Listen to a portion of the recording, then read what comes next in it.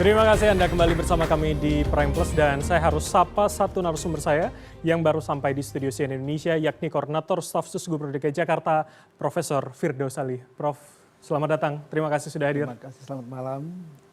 Jadi tadi kita sudah membahas banyak hal, tapi sebelumnya saya lempar lagi ke Mas Rizal. Tadi sebelum jeda ada satu pertanyaan saya bahwa kesenjangan Jakarta itu cukup banyak.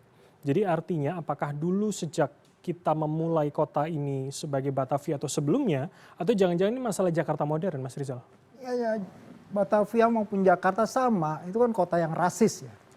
Serius, kota ini dibagi jadi 3 kelas awalnya, kota Batavia. Pertama European, kedua Prim de Oosterlingen, ketiga Inlander. Struktur terbesar itu Inlander, orang pribumi. Sering ada tulisan tuh di kolam renang, di tram, di lapangan sepak bola, Verboden for Inlander and Honden, dilarang masuk buat pribumi dan anjing. Pribumi itu anjing, jadi nggak ada tempatnya di ruang kota. Kalau baca ceritanya Nyai Dasima juga diceritain tuh, terus kenal kan ceritanya Nyai Dasima. Yang baiknya hanya orang kulit putih, orang pribumi itu brengsek bajingan semua. Di dalam cerita itu. Ya. Nah, kita mewarisi jenis kota yang kayak begitu sampai hari ini. Makanya tadi saya katakan, bukan hanya orang miskin yang hilang. Kita problemnya hari ini nama kampungnya ada, tapi apakah penghuni kampungnya masih ada? Apa Orang Betawi misalkan? masih ada, misalnya Kampung Gandaria. Tapi apakah orang Gandaria masih ada? Apakah tanah-tanah masih milik mereka?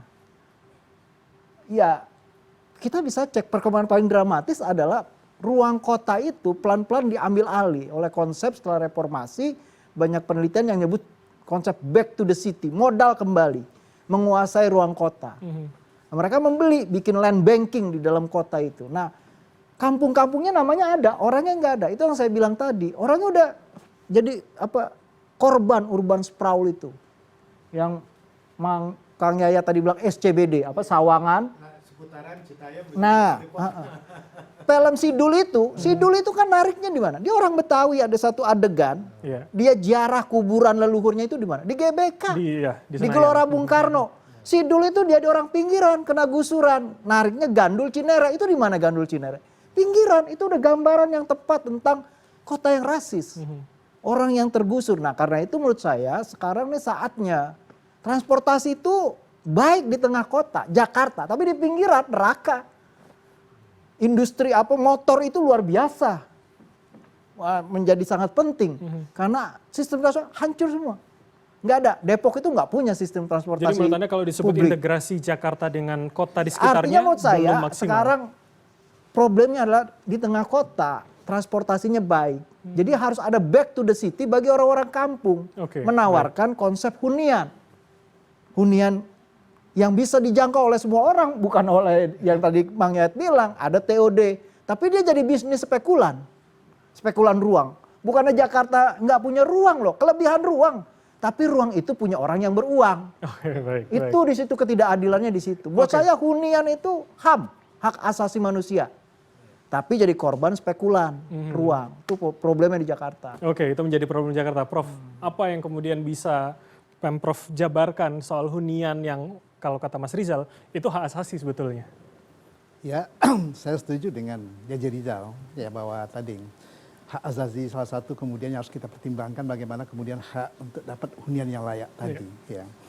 Dan tentunya sebagai ibu kota negara, Kesatuan Republik Indonesia walaupun undang-undangnya udah ada Undang-Undang 2 tahun 2024 yang kemudian diperkuat lagi dengan Undang 151 tahun 2024, yaitu dan MK juga memutuskan bahwa sampai saat tertentu nanti bahwa ibu kota masih di Jakarta. Tantangannya di Jakarta juga akan semakin kompleks tentunya ya. Masuk 5 abad tahun depan ya kita akan meninggalkan 5 abad pertama, kita akan masuk ke 5 abad kedua. Tentunya tadi apa yang menjadi PR bagi Pemprov DKI Jakarta bersama masyarakatnya harus kita siapkan segala sesuatunya kita tuntaskan ketika masuk ke 5 abad kedua nanti ya. Hak hunian yang layak, kemudian bagaimana keamanan, ya kenyamanan yang dimiliki warga tadi. Ya. Makanya apa yang digagas oleh Gubernur Pramono Anung dengan Rano Karno, yang merubah dari Transjakarta di Trans Jabodetabek. Setidaknya untuk membantu bagaimana tadi apa yang disampaikan Jaja Rizal tadi, bahwa accessibility keluar dan meninggal ke kota tadi itu bisa dijembatani. Ya. Tadi saya dengar tadi Pak Sutioso, beliau yang menggagas nih, ya. Lalu kemudian sampai saat ini Pak Sutioso ya, tarif Transjakarta kan belum naik kan Pak ya, masih tarif yang 22 tahun yang lalu ya ininya gitu kan. Dan 3.500 ya Prof ya? 3.500 dan kita tahun ini 3,75 triliun itu adalah subsidi untuk transportasi. Tentunya ini juga tadi untuk memberikan hak kepada orang yang tidak punya akses ke dalam kota tadi atau keluar kota tadi.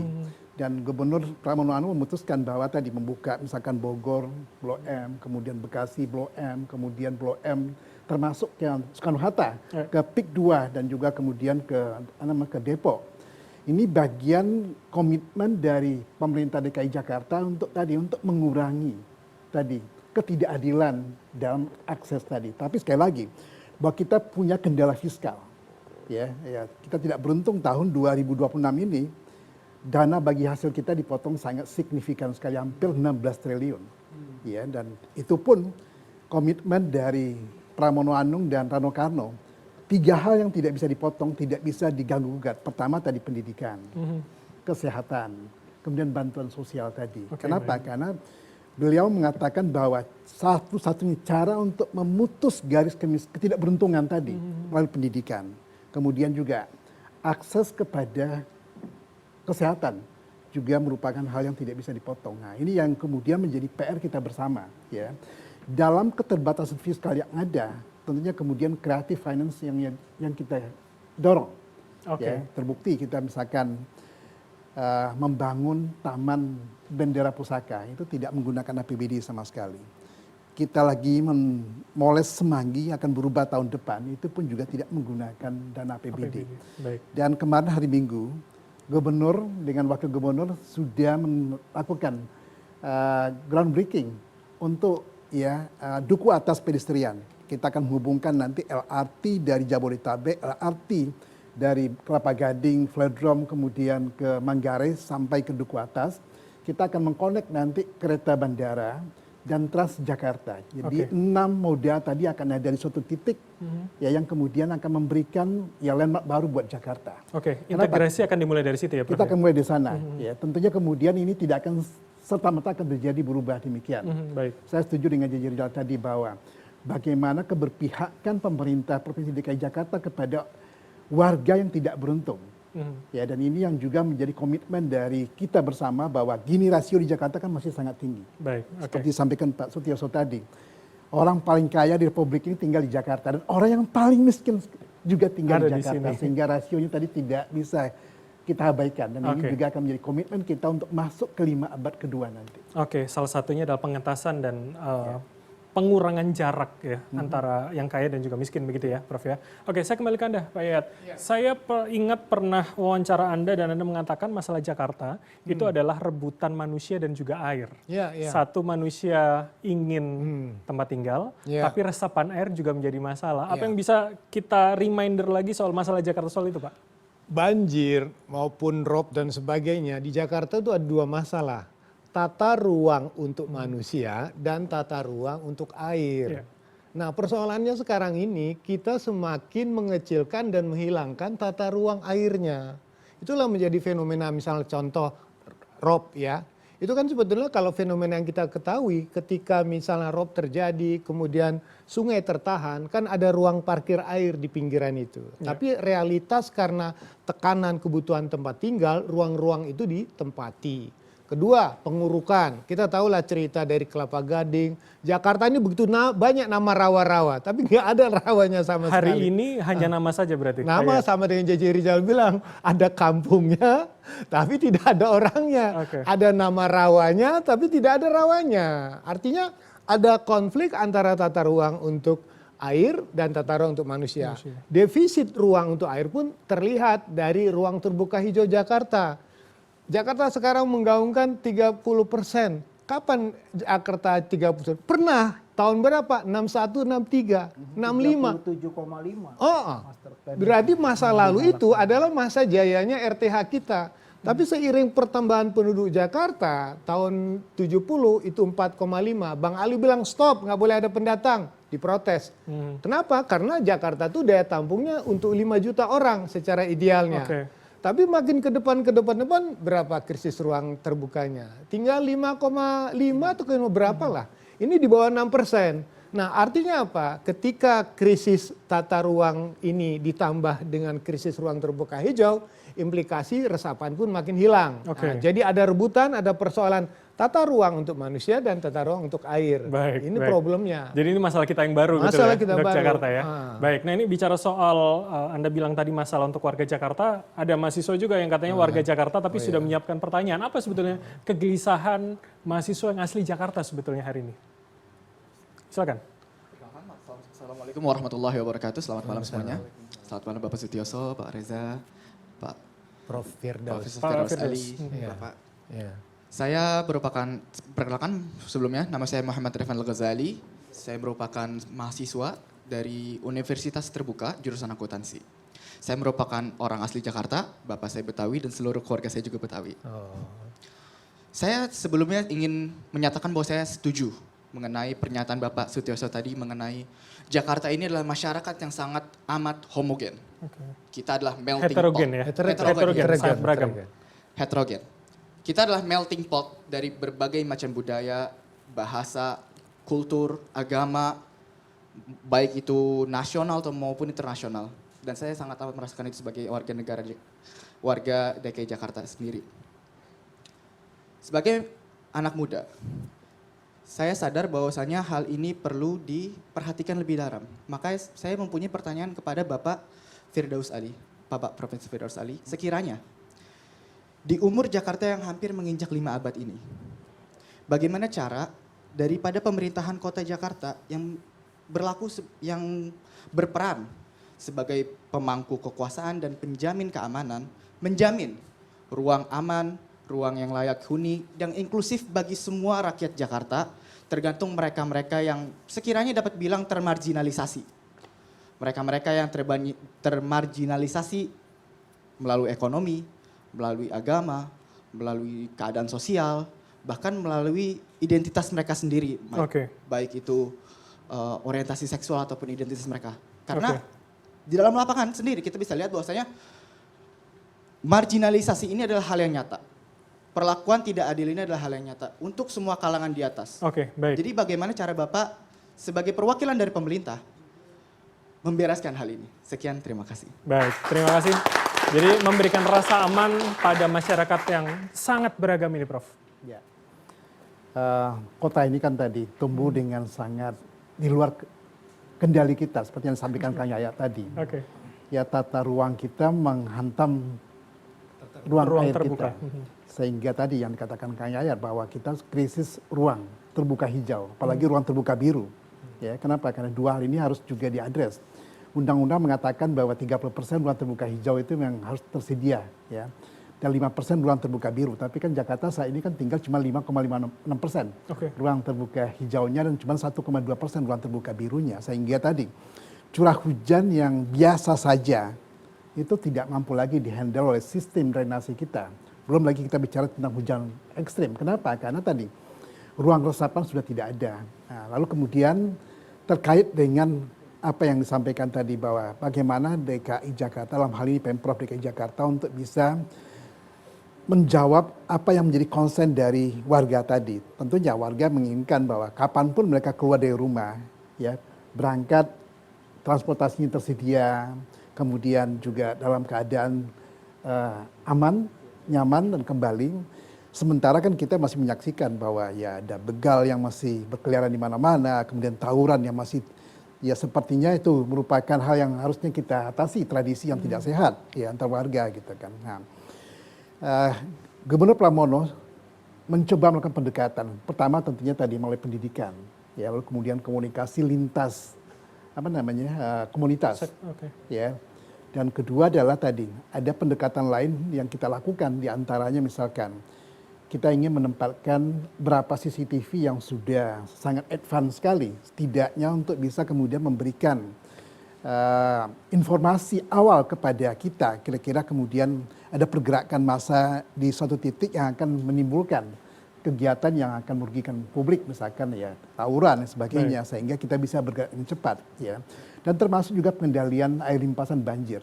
Ya, saya sering mengatakan bahwa sebetulnya ya kalau ada negara yang ingin belajar banjir, yang terbaik tempatnya di Jakarta karena setiap tahun dilatih. Ya orang kan latihan kan selalu kan di olahraga kan semakin sering latihan akan semakin jago ya. Tapi selalu kita kemudian gamang. Kenapa? Kita pernah diskusi ya Kang Yayat ya. Ya. Di luar negeri itu orang ya menghandle sesuatu itu by planning. Jadi rencanakan dari jauh lalu kemudian konsisten dilaksanakan. Dan Kalau Jakarta? kita selama ini ya sepertinya belajar dari eksiden, kecelakaan, kejadian. Oke. Ya, makanya saya katakan kalau kita ingin menuntaskan banjir, jangan pernah mendiskusikan banjir ketika musim hujan. Itu udah terlambat. Sama dengan kalau kita kebakaran. Ya, udah kebakaran, asal api dari mana? Pada saat itu kita tidak lagi menentukan asal api dari mana. Kita ingin menyelamatkan. Hal yang sama juga terjadi dalam hal tata kelola air. Ketika kita bicara tentang masalah El Nino, kemudian kita bicara tentang kekeringan, bicaranya ketika musim hujan, ketika kita bisa kemudian menyiapkan dengan sangat dengan cerdas sekali gitu kan. Baik. Langkah-langkah pendekatan ini di balai kota, gubernur sudah merubah dengan saya pengalaman. Saya dulu pernah bersama Pak Sutioso tahun 2005 sampai tahun 2007, kemudian Pak Foke 2007 sampai 2012, saya nyambung juga dengan Pak Jokowi sampai tahun 2014 ya. Dan pola pendekatan yang dilakukan oleh gubernur saat ini maupun juga wakil gubernur, dua hal ini kan dua orang berbeda. Yang satu selama ini di tataran pemerintah pusat, satu lagi kemudian dia di pemerintah daerah ya. Ya. Dan mereka ketemu di dalam satu kepemimpinan yang tentunya saling mengisi. Ya, tantangan mohon tidak mudah merubah cara berpikir birokrasi itu kan membutuhkan tadi konsistensi yang tinggi sekali. Nah, dan ini terbukti sekali ini 15 bulan kita menjalankan pemerintahan ini. Gubernur kemudian mencoba melakukan transformasi yang sangat signifikan sekali. Tentunya tidak bisa berubah dengan cepat. Ya. Kemarin gubernur mengatakan bahwa ya kita sudah membenahi transportasi publik kita. Kita mendorong dengan semua kebijakan untuk menggantikan ketidakbijakan yang selama ini kita hasilkan. Baik. Ya, mendorong orang dari kendaraan pribadi ke angkutan umum. Misalkan ketika gubernur mencanangkan bahwa semua ASN Pemprov DKI Jakarta tiap hari Rabu menggunakan angkutan umum. Dan beliau juga konsisten, tidak pernah naik kecuali satu kali dia naik angkutan mobil pribadi ketika saya tanggal 6 Mei lalu dikukuhkan di UI. Karena tidak ada angkutan umum, ke sana langsung beliau menggunakan itu pun kendaraan listrik. Single low emisi. Dan kita berharap tentunya kantor-kantor pemerintahan lain yang ada di koridor Sudirman Tamrin setidaknya juga mengikuti gerakan untuk naik angkutan umum tadi, ya. Dan hanya satu-satunya yang baru mengikuti adalah Astra, itu mencanangkan bahwa mereka komit bahwa hari tertentu karyawannya akan naik angkutan umum. Baik, tapi harapannya nanti akan banyak lembaga lain begitu. Kita akan ya? berharap bahwa jangan melihat bahwa ini program populernya Pramono Anung, tidak. Ini adalah concern kita bagaimana kemudian mereduksi emisi karbon yang ada di kota ini. Kan kita tahu kota ini selalu dinobatkan kota dengan tingkat polusi yang paling tinggi sekali kita kan. Bagaimana shifting dari bahan bakar fosil ke bahan bakar tadi yang terbarukan. Kedua, bagaimana dari kendaraan pribadi ke angkutan umum. Ya, ketiga tadi bagaimana kemudian orang bisa menikmati udara yang betul-betul fresh di Jakarta ini. Baik. Dan itu tantangan kita bersama. Jadi PR-nya masih banyak ya artinya. Masih banyak. Baik. Saya terakhir ke Bang Yos kalau gitu Bang Yos. Jadi menurut Anda masalah prioritas apa yang harus diselesaikan menuju 5 abad Jakarta ini, Bang Yos? Prioritas? Iya. Masalah krusial Jakarta ya. Gitu. Ya, di mata saya kalau tadi transportasi tinggal meneruskan, katakan gitu konsepnya sudah jelas. Betul. Dan sudah nyata lah hasilnya ya. Yang kedua itu masalah banjir gitu ya. Jadi masalah banjir itu ada masalah hilir Jakarta dan masalah hulu gitu. Mengapa aku cetuskan megapolitan gitu? Karena ini terkait satu sama lain ya. Jadi hilir saja kita belum merampung. Utamanya adalah apa? Normalisasi sungai. Ya, sungai kita 13 ya, itu ribuan orang tinggal di pinggir kali itu. Yang tadinya 75 meter sekarang tinggal 30 meter gitu ya. Itulah banjir yang ini kan udah normalisasi. Inilah kerjaan paling makan hati ya. Karena menekan orang yang merasa dia saya Pak sudah mapan sih udah puluhan tahun Pak, masa dipindahkan gitu. Padahal dia hidup yang tidak sehat ya, menggunakan air sungai itu. Gosok gigi segala macam begitu. Nyuci pakai air kotor kayak begitu kan. Nah, jalan keluarnya ada pindahkan rumah susun gitu ya. hidup yang lebih layak, lebih sehat gitu kan. Saya mempunyai pengalaman pertama menembakkan 4.000 kakak dari Kali Angke. Itu kayak perang dunia saya. Perlawanannya sangat keras itu, padahal sudah perwakilan anak, perwakilan bapak, perwakilan ibu sudah tak bawa di rumah susun ini, loh, lihat ini. Gitu, yang dulu hanya 1 kamar, sekarang 2 kamar. Ya. Artinya bapak sama anak-anak pisah. Gitu. Dulu 1 kamar, anak, bapak, kayak begitu rumah susun kita. Baik. Sekarang zaman saya sudah ya. Lalu airnya bening gratis, sekolah di situ, rumah sakit dekat situ. Udah itu, tetapi selalu saja ada pihak-pihak yang mengkonfrontasi supaya ini pada tidak mau. Baik. Itu setengah saya paksa, gitu ya. Sekarang mereka setelah tinggal di sana, mereka juga merasa sudah nyaman gitu. Artinya ini contoh bahwa tidak mudah dimakan hati banget. Ya. Tapi harus dilakukan. Nah kalau sungai sudah bersih semua, pada saat curah hujan yang tinggi tetap aja akan tenggelam lagi Jakarta kalau tidak dibuat waduk-waduk raksasa di sebelah selatan. Itu kan tidak bisa dijangkau oleh Gubernur DKI. Itu sebabnya megapolitan gitu kan. Jadi satu kawasan tata ruang itu dimanage berbarengan untuk menyelesaikan kepentingan yang sama. Gitu. Nah tidak kalah anunya lagi, makan hatinya lagi ya, satu lagi kalau banjir adalah sampah. Gitu. Sampah ini juga masalah yang menyesakkan dada gitu kan. Zaman saya mungkin 1.000, 2.000, sekarang 9.500 ton setiap hari. Ya. Udah numpuk di Bantar Gebang sana udah kayak gunung. Terakhir pun ada korban 6 orang kan, ya pemulung, sopir pada kena itu kan. Nah ini harus diselesaikan gitu, dan belum ada di Indonesia ini contoh satu pun belum ada. Nah kebetulan sudah ada seorang investor Cina gitu, dia dari BUMN-nya Cina ya udah nemuin saya ya untuk nggarap Bantar Gebang ini gitu. Dan saya sudah atur, saya akan pertemukan dengan gubernur gitu ya, karena sekarang sudah terpusat, udah Danantara yang menangani pusat gitu ya. Aku nggak tahu arahnya kemana, tetapi yang penting masalah selesai. Saya berharap Bantar Gebang ini yang nantinya yang jadi masalah terus malah DKI kan dapat duit kan, karena ini dapat jadi listrik, terus jadi apa lagi ya pupuk gitu ya. Nah ini harus menjadi contoh nasional Bantar Gebang, kapasitasnya paling tinggi. Kalau ini bisa kita garap, ya harapan saya provinsi-provinsi lain bisa garap juga. Jadi ini krusial banget. Yang terakhir adalah masalah urbanisasi. Gitu. Itu ya, jadi urbanisasi itu juga dijangkau. Kalau pemerintah merata bisa bangun di semua daerah, ngapain pergi ke Jakarta dengan segala risiko? Nah sekarang ini masih menjadi magnet Jakarta itu. Ini juga satu masalah. Baik. Terima kasih Bang Yos. Sayangnya Anda juga tidak bisa sampai acara kami selesai. Terima kasih sekali lagi bertepuk tangan untuk Bang Yos, Gubernur DKI Jakarta 1999 hingga 2007 telah bergabung sama kami. Kami masih akan melanjutkan di segmen berikutnya. Tetaplah bersama kami di Prime Plus.